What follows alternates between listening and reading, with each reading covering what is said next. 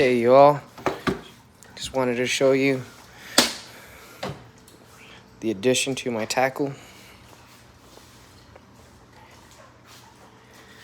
IP65. Replacing these types of boxes, constantly breaking them because of the heavy weights, heavy lures, jigs. This is gonna be all my weights and heavy tackle. 3-pounders, 12-ouncer, big heavy hooks. I have another pack for like little guy for like my snapper stuff. I always carry this one, just it's always free on the boat. Always have it with me. Obviously lighter tackle, circle hooks, offset circle hooks.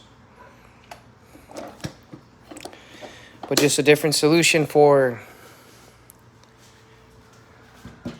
the weights, you know. Always breaking my tackle boxes. I'm gonna see how this lasts. A good friend of mine has something similar to this. He has all his gear set up like this. So I went ahead and copied. Didn't reinvent the wheel, just copied him. Start building up my tackle like this.